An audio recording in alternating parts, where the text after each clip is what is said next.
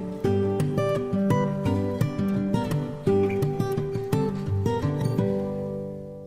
people ask me what led to the creation of Dakota Lakes Research Farm. I often start with the Laviandre brothers.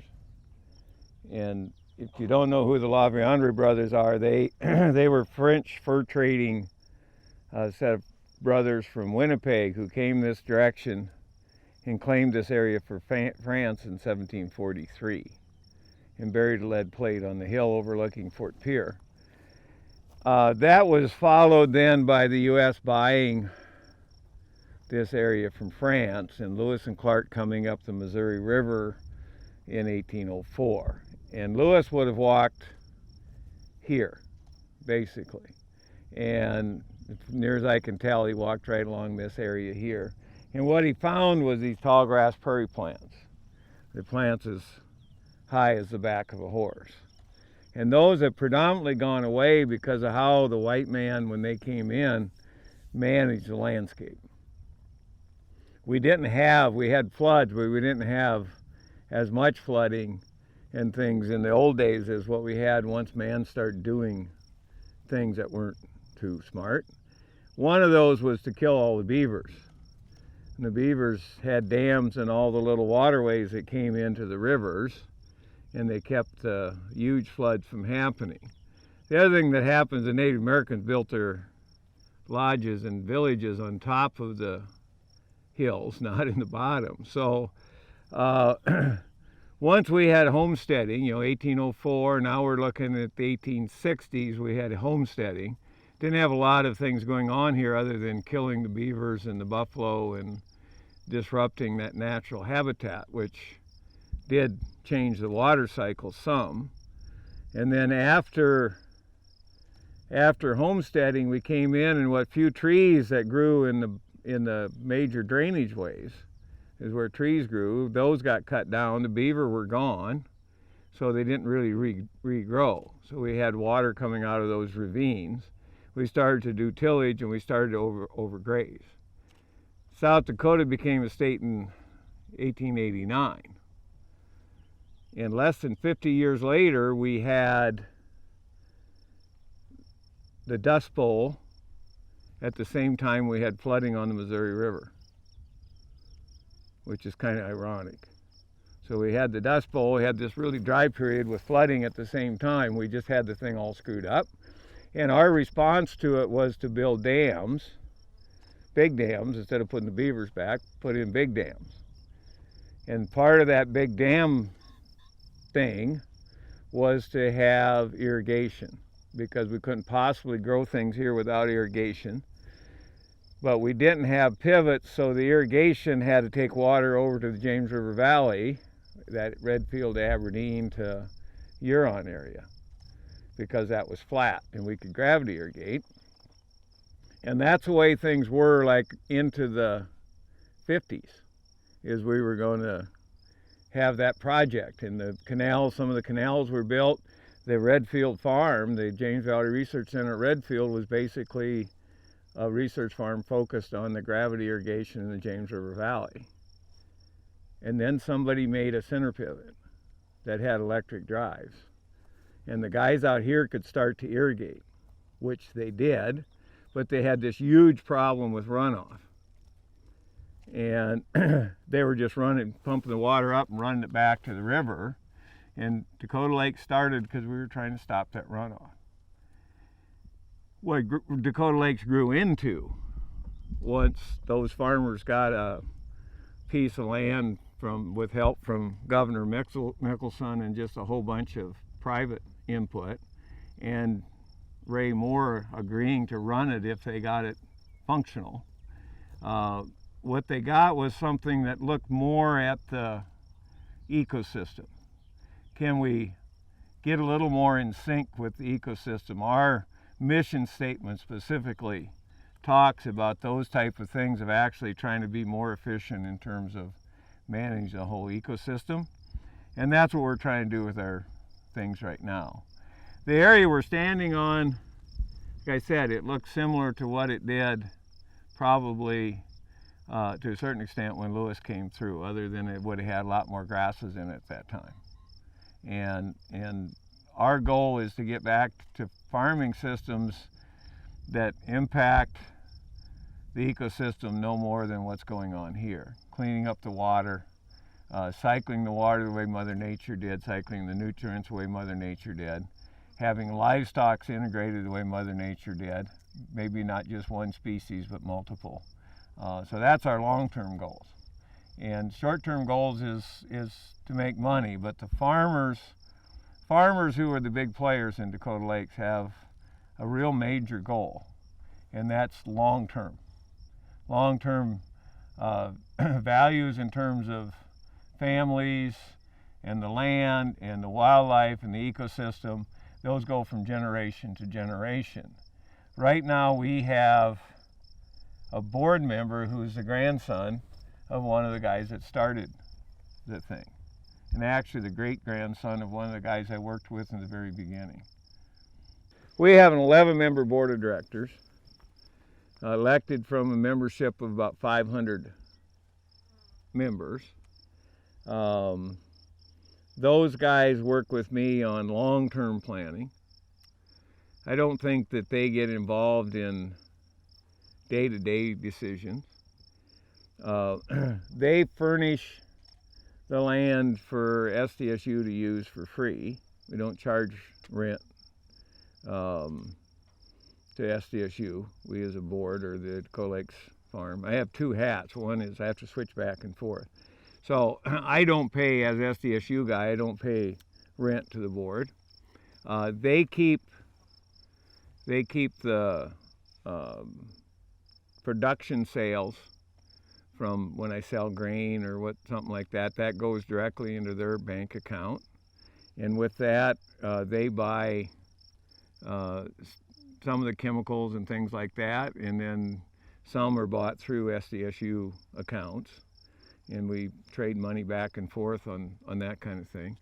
The nice thing about the board is they can do things like buy equipment without all some of those things, without all the processes we have to go through with SDSU money, and they can react much faster to things.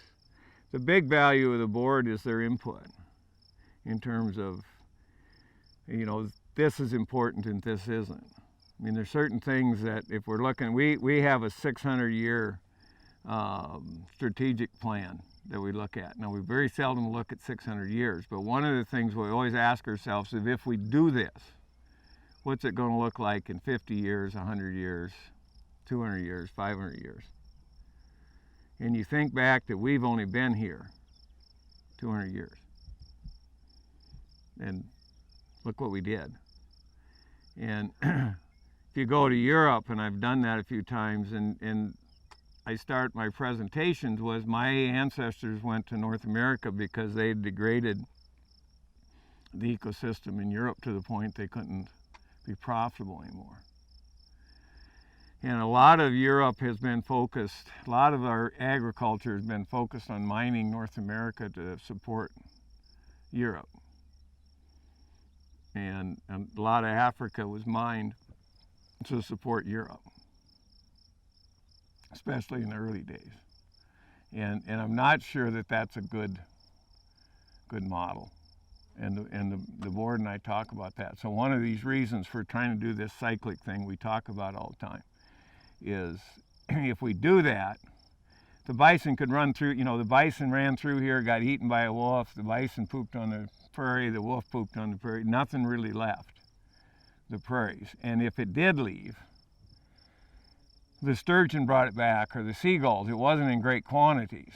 In the West Coast, the salmon bring the nutrients back to the forest, and the bear eats the forest, and the nutrients go back there. I mean, this is all a cycle thing. If we look at a unit train of soybeans, has 450,000 pounds of phosphorus on it. And it goes away, right? And then we get our phosphorus from Morocco. Does any of this make any sense? If I sell a cow, I sell almost no phosphorus.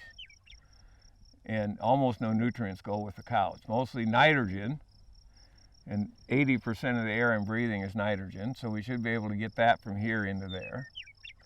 Carbon dioxide or carbon, that's in the air, or water. Those are the things the cow takes away, or the pig, or the chicken, and the rest of the nutrients just cycle. And we just never look at that in terms of long term. We treat it like it's a factory. We put stuff in, take stuff out, and it actually should be more recycled. That's our philosophy.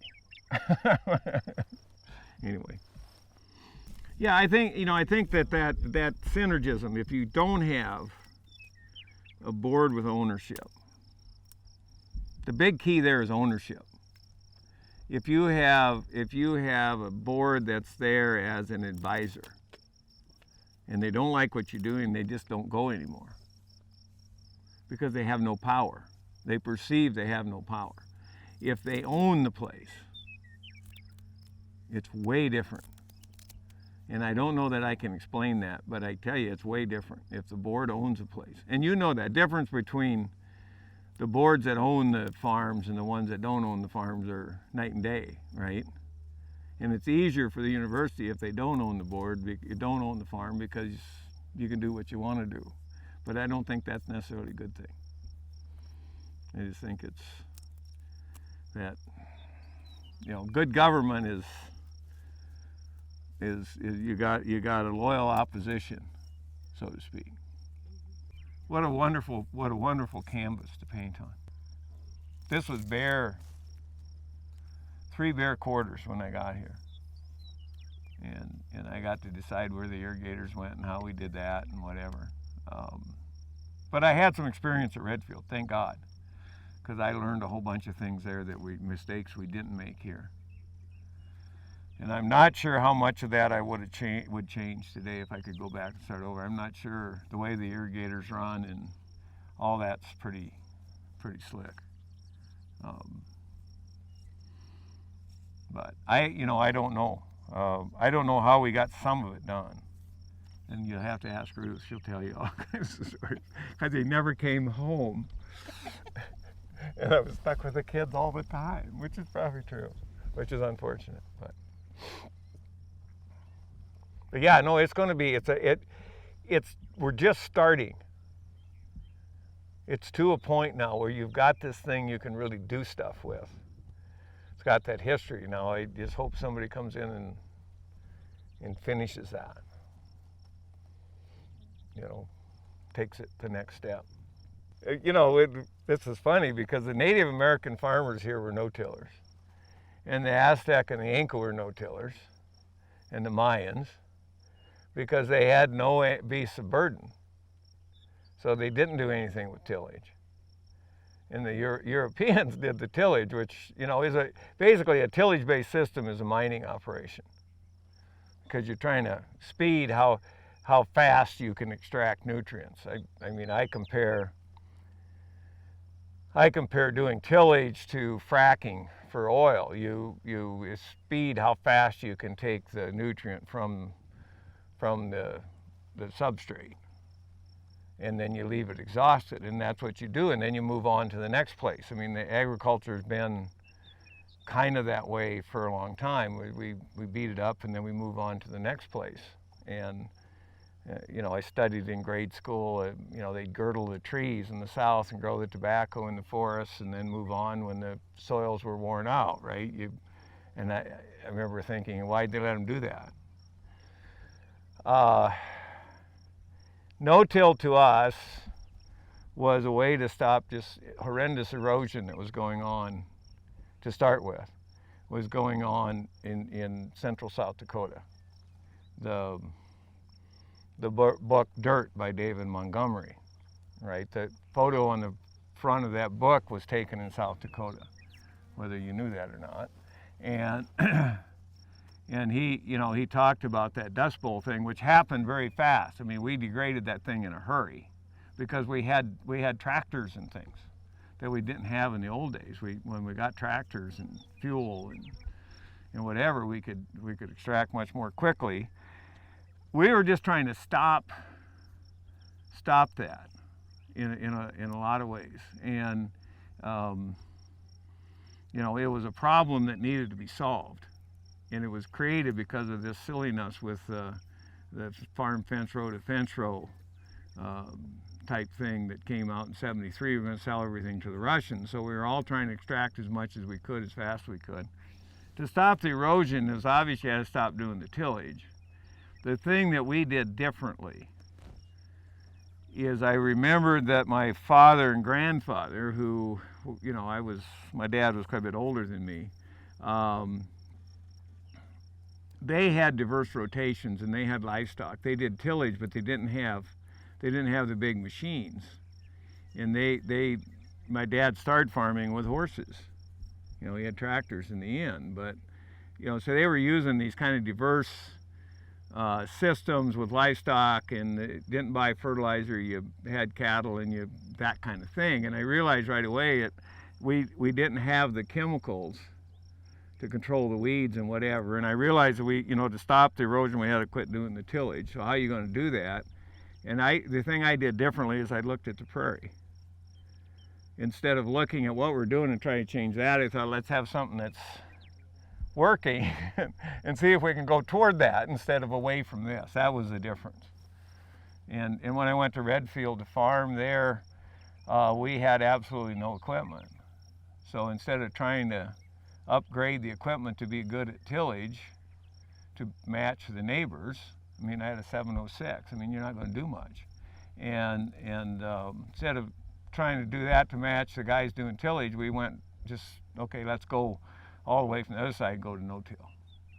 So yeah, if that's the case, but there were guys in South, I mean, I stole from everybody.